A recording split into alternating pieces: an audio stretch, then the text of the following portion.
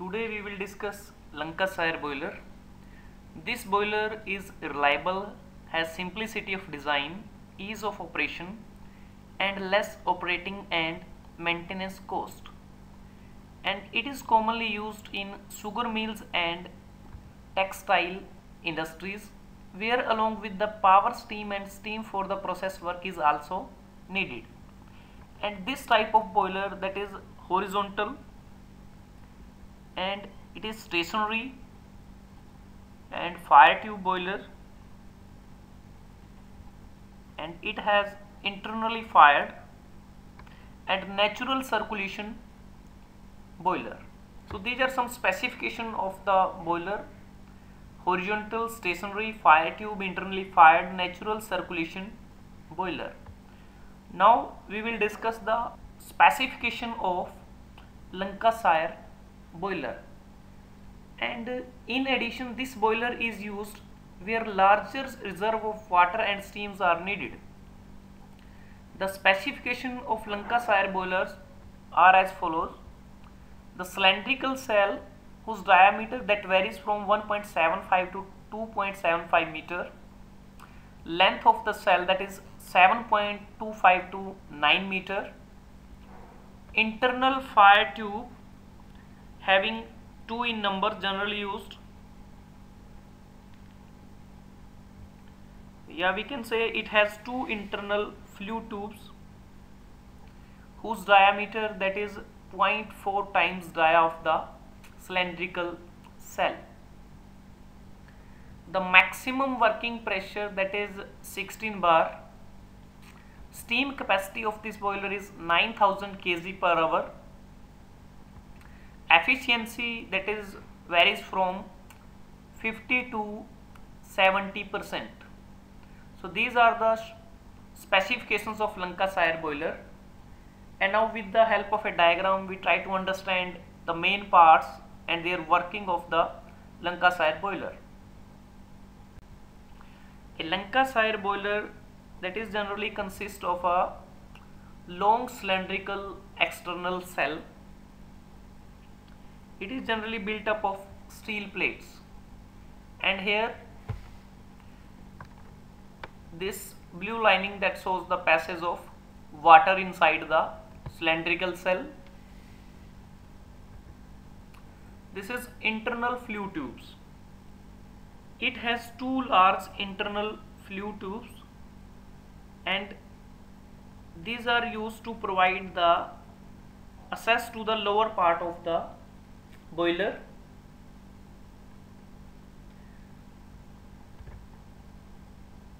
This is the fire grate or furnace, and that is provided at one end of the flue tube on which solid fuel is burnt, and the furnace that is placed at front end of each tube, and they are known as the furnace tube. That and coal is introduced through the fire hole into the grate, and here is main flue is here, and this is number 5, that is brick arc, that is used to deflect the flue gases upward, and the hot flue gases after leaving the internal flue tubes push down on the bottom flue. So here the brickwork fire bridge at back of the gate to prevent the entry of the burning coal and ashes into the interior of the furnace tube. This is number 6, that is the bottom flue. The hot gases that is coming from internal fire tube through main flue and then to the bottom flue. As we discussed, the hot flue gases after leaving the internal flue tube pass down to the bottom tube or bottom flue. So this is the front view or elevation of the Lancashire boiler, and when we see the side view of this boiler, as we can see, this is the cylindrical cell which containing the water, and these 2 are the internal flue tubes. These are 2 in numbers, and this is number 7, that is the side flue. that we can see in its side view, and this number 6 that is the bottom flue. So here these are visible. This is the side view. And number 8, this is the main flue. After passing the flue gases from 6 to then move towards to number 8, and from 8 they are moving to the atmosphere through the chimney. So we can say the combustion product from the grate pass up to the back end of the furnace tube and then in downward direction, and thereafter they move through the bottom channel or bottom flue up to the front end of the boiler, and where they are divided and pass up to the side flue. And these are some mountings which are generally used. Number 9, this is the spring loaded safety valve. These are used for safety purpose. Spring loaded safety valve. Number 10, this is the stop valve. Stop valve. And the next part is high steam low water safety valve.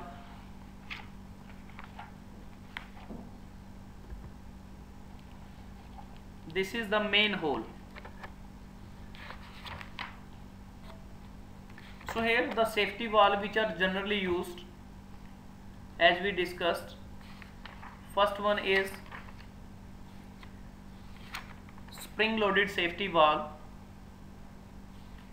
and next one is stop valve. So here the spring loaded safety valve, this is used for locomotives and marine engine. Both lever and dead weight types are unsuitable for abrasive regions, and valve must be spring loaded, and such valve is unaffected by vibration or deviation from the vertical.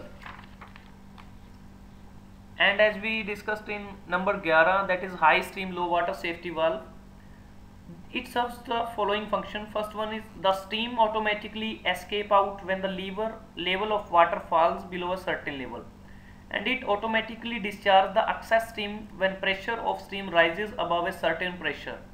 And this is a single device in which two valves are combined in one to serve the above mentioned purpose.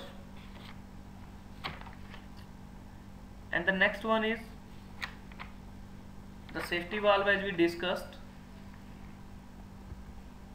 This is the feed pipe.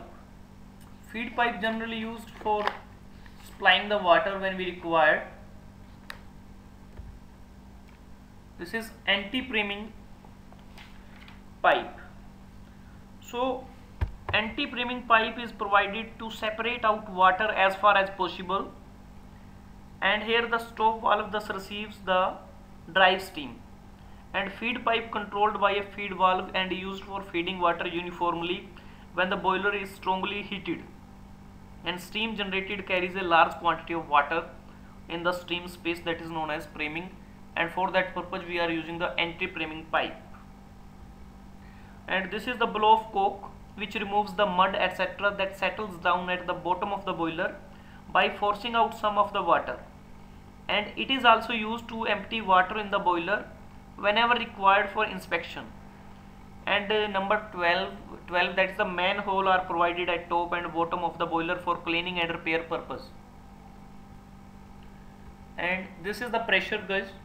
The function of pressure gauge is to measure the pressure exerted inside the vessel, and the gauge is usually mounted on front top of cell or the drum, and it is usually constructed to indicate up to the double the maximum working pressure. So this is the front view and side view of Lancashire boiler. Now we draw the top view. So these are the cells, and these are the water lines, and these are internal flue tubes.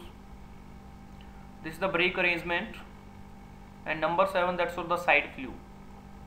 So here this is number 17. This is the damper. The damper is fitted at end of side flue to control the draught, that means the rate of flow of air, and thus regulate the rate of generation of steam. These dampers are operated by chain passing over a pulley on front of the boiler. And now we start the working when the furnace starts to work and coal start to burn. Then these are the flue gases that are moving from internal fire tube, which heat the water converted into steam. Then from the main flue they are passing through the bottom flue, as we can see in its front view. And from side view we can see how these flue gases moves from side flue to bottom flue to side flue from 6 to 7 number. And in its top view we can see how these are discharged towards the chimney from 7. Then from the damper these are moving down, and from here these are moving outside. We can see atmosphere with the help of chimney. So this is the whole working of the Lancashire boiler, and as we discussed, it is horizontal, stationary, fire tube, internally fired, and natural circulation of flow. So these are some important points of Lancashire boiler, and today we have learned how it works and what are the main components of Lancashire boiler. Subscribe to get more updates and more video on mechanical topics. You may also like its Facebook page www.facebook.com/ununiverse22. You may share among your friends and students. You can ask your queries by commenting. Give your suggestions if required. Thank you. Have a nice day.